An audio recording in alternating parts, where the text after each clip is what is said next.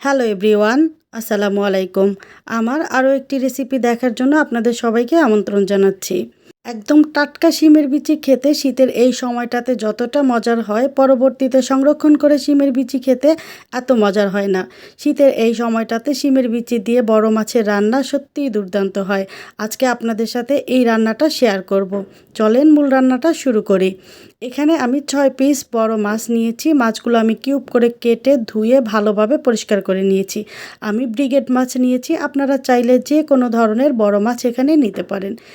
এখন মাছগুলোকে খুব ভালোভাবে মেরিনেট করার জন্য এখানে আমি 1 চা চামচ দিয়ে দিচ্ছি লাল মরিচের গুঁড়া, 1 চা চামচ হলুদের গুঁড়া, দিচ্ছি স্বাদমতো লবণ। এবারে খুব ভালোভাবে মেরিনেট করে নিব।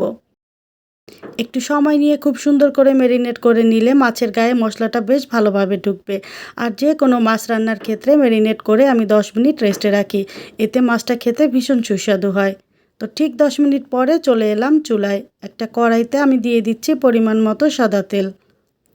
তেলটা ভালোভাবে গরম হয়ে এলে এখন মেরিনেট করা মাছের টুকরোগুলো দিয়ে দিচ্ছি। চুলার আঁচ মিডিয়ামে রেখে মাছগুলোকে একদম লাল করে ভেজে নিব। মাছটা ভাজার সময় যেন 50%-এর মতো সিদ্ধ হয়ে যায় বা রান্না হয়ে যায়, সেটা খেয়াল রাখতে হবে। মাছগুলো উল্টে পাল্টে ভেজে নিতে আমার মোট 7 থেকে 8 মিনিট সময় লেগেছে।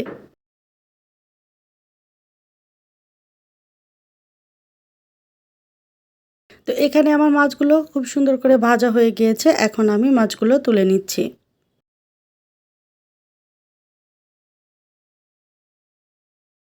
যেহেতু শিমের বিচি দিয়ে মাছ রান্না করব, তাই এখানে আমি আধা কেজি শিমের বিচি খোসা ছাড়িয়ে ভালোভাবে ধুয়ে পরিষ্কার করে নিয়েছি। আর শিমের বিচির সাথে নিচ্ছি 2টা বড় সাইজের আলু। এগুলো আমি কিউব করে কেটে ভালোভাবে ধুয়ে পরিষ্কার করে নিয়েছি। তো এখন চলে যাচ্ছি মূল রান্নাতে। কড়াইতে আরও খানিকটা সাদা তেল দিয়ে দিচ্ছি। তেলটা গরম হয়ে এলে এরপরে দিয়ে দিচ্ছি 2টা পেঁয়াজ কুচি। পেঁয়াজটা আমি হালকা বাদামি কালার করে ভেজে নিব।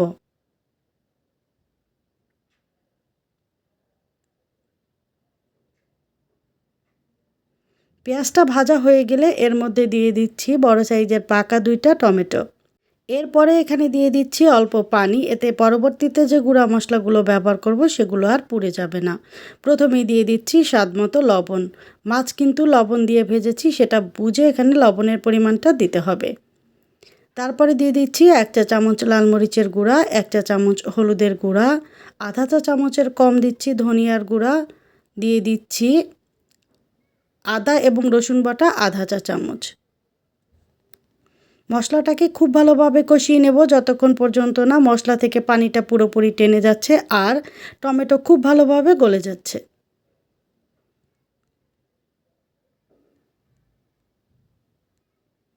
তো এখানে আমার মশলাটা কষানো হয়ে গিয়েছে। এখন আমি এর মধ্যে দিয়ে দিচ্ছি আগে থেকে পরিষ্কার করে রাখা শিমের বিচি এবং আলু। আলু আর শিমের বিচি মশলার সাথে খুব ভালোভাবে কষিয়ে নিব। এখানে এখন আর পানি অ্যাড করার প্রয়োজন নেই। এর থেকে যে পানিটা বের হবে তাতেই খুব ভালোভাবে কষানো হয়ে যাবে।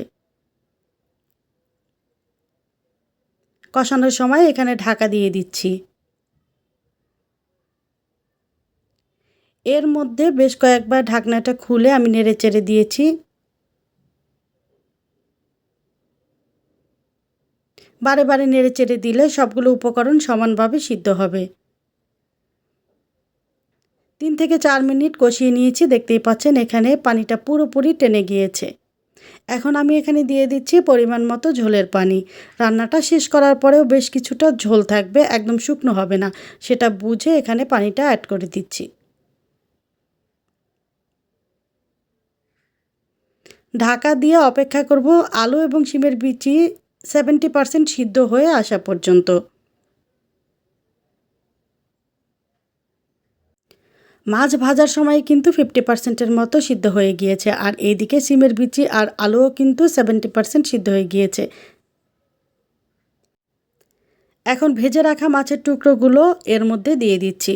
খুবই সহজ একটা রান্না, কিন্তু ভীষণ পুষ্টিগুণে ভরা, খেতে অত্যন্ত সুস্বাদু। খুব ভালোভাবে সেট করে দিয়ে ঢাকা দিয়ে অপেক্ষা করব পছন্দ মতো ঝোলটা গাঢ় হয়ে আসা পর্যন্ত।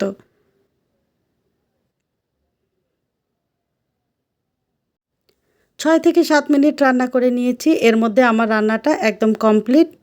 এখানে সবগুলো উপকরণ খুব ভালোভাবে সিদ্ধ হয়েছে আর ঝোলটাও কিন্তু একদম পছন্দ মতো ঘন হয়ে এসেছে। একদম শেষের দিকে এখন আমি এখানে বেশ খানিকটা ধনিয়া পাতা কুচি দিয়ে দিচ্ছি। যেহেতু শীতের সময় ধনিয়া পাতা ছাড়া খেতে কোনো কিছুই তেমন একটা ভালো লাগে না। ধনিয়া পাতা দেওয়ার পরে চুলাটা অফ করে ঢাকা দিয়ে রাখবো। এটা ছিল আমার আজকের রান্নার ফাইনাল লুক।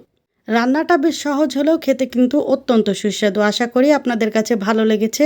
ভালো লাগলে লাইক, কমেন্ট, শেয়ার এবং সাবস্ক্রাইব করে সাথে থাকতে ভুলবেন না প্লিজ। দেখা হবে পরবর্তী রেসিপিতে। আল্লাহ হাফেজ।